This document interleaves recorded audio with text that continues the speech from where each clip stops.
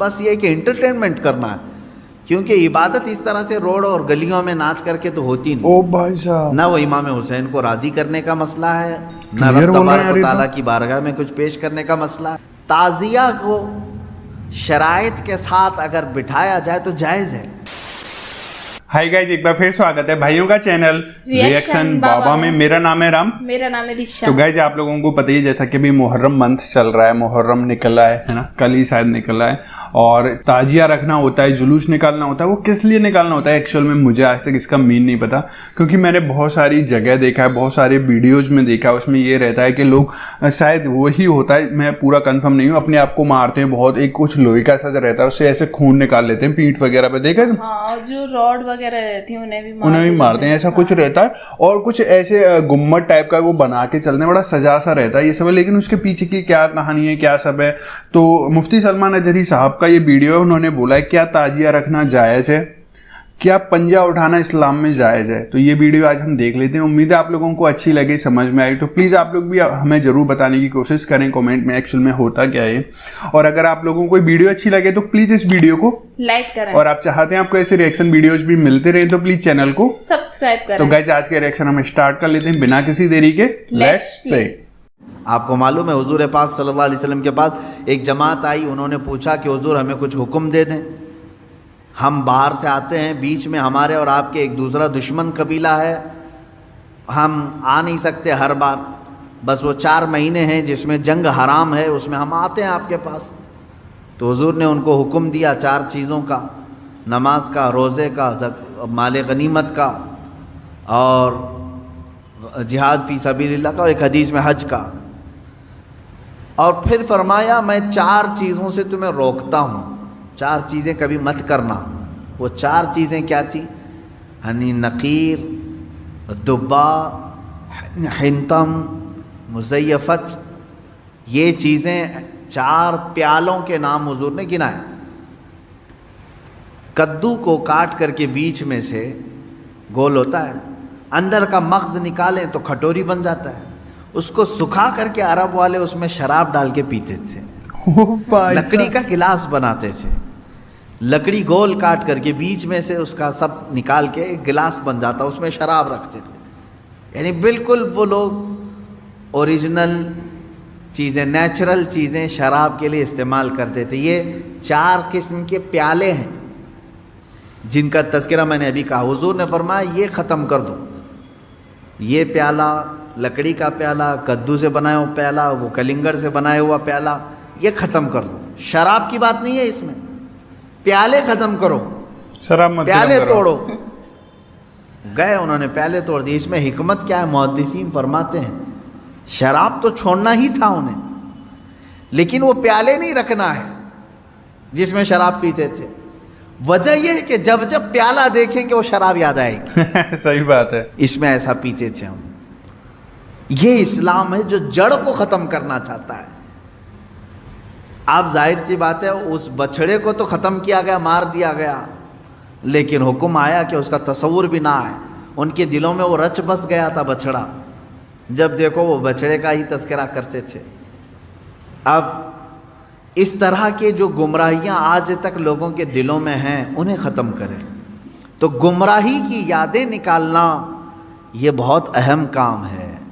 مثال کے طور پر برسوں پہلے آپ کوئی غلط کام کر رہے تھے، اب چھوڑ کر کے توبہ کر کے آ چکے ہیں، تو اب یہاں سب سے بڑا کام یہ ہوتا ہے کہ اس کا دماغ میں خیال بھی نہ آئے، اس کے لیے ٹائم لگتا ہے۔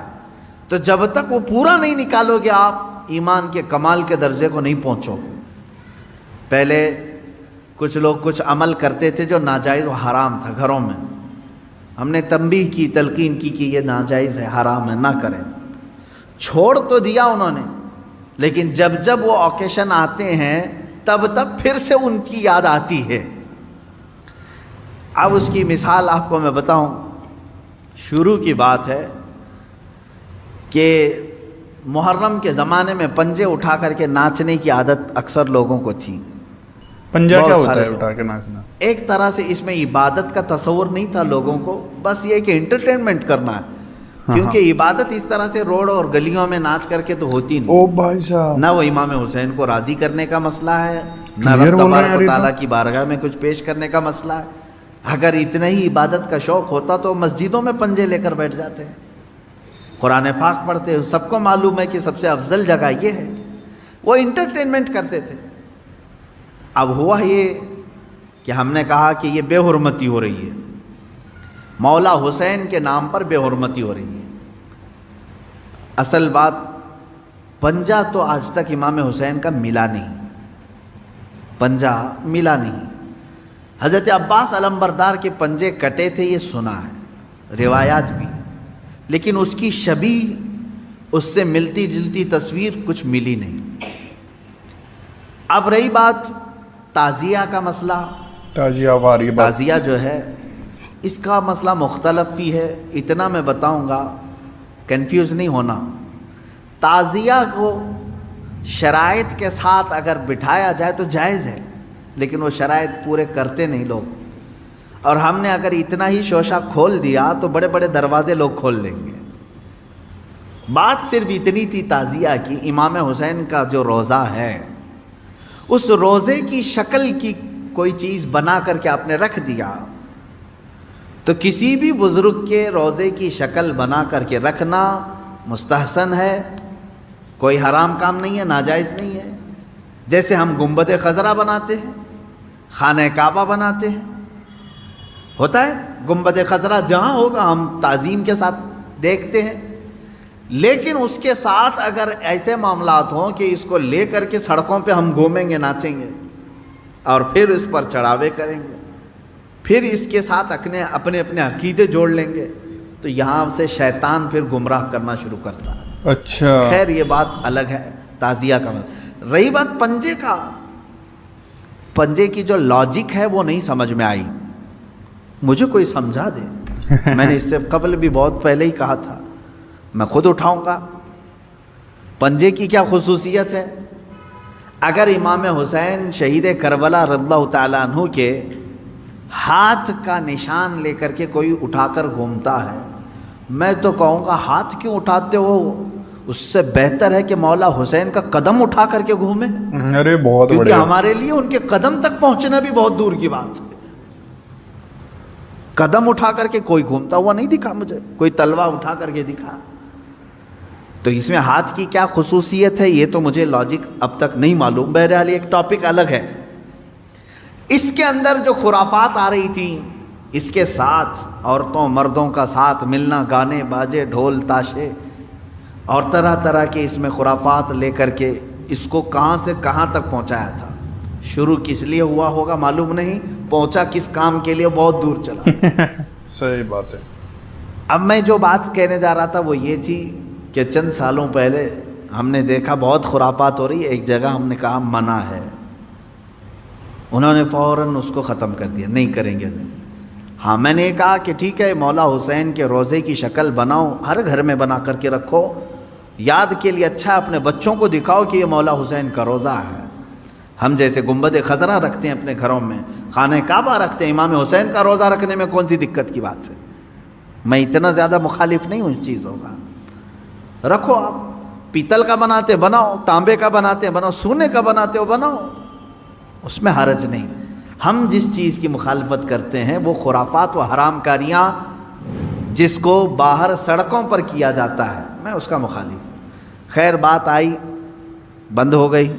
لیکن ہوتا کیا تھا معلوم ہے, چند دنوں کے بعد دوسرا محرم آیا تو گھر والے کہتے ہیں کہ حضرت وہ تو بند ہیں لیکن بچے ویسے ہی ناچ رہے ہیں, ہاتھ ایسے لمبے کر کے خود پنجہ بن گئے ہیں اور ناچ رہے ہیں.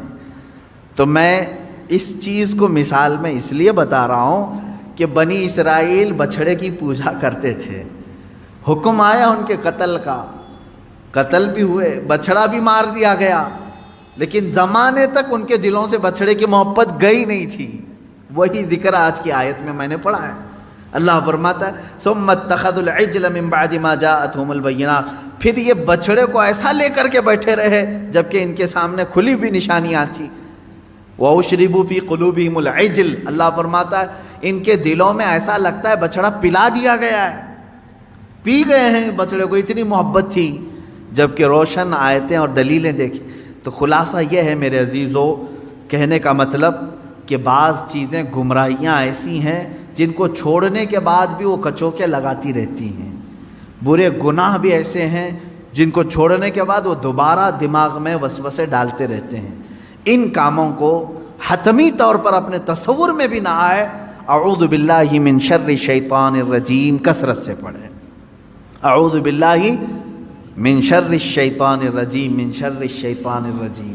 اے اللہ میں پناہ مانگتا ہوں تیری مردود شیطان کی ان شرارتوں سے جو میرے دماغ میں ڈال رہا ہے. تو یہ اسی کی طرف سے ہوتی ہیں, وہ پرانے راستے پر لے جانا چاہتا ہے, گمراہی کی طرف لانا چاہتا ہے. وہ خرابیاں جن کو تم چھوڑ کر کے آئے ہو یاد دلاتا ہے, ایک بار اور چلا جاؤ. اس کے لیے کثرت سے یہ پڑھا کریں.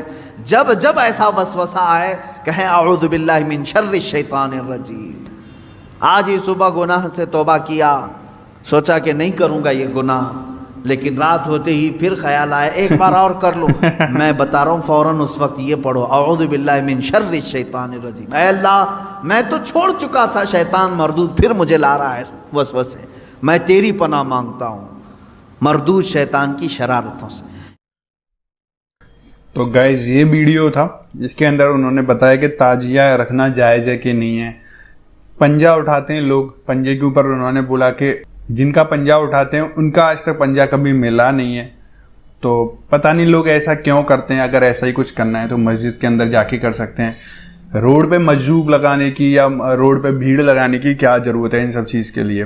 تو انہوں نے اس چیز کو ایک دم پوری طریقے سے نکارا ہے.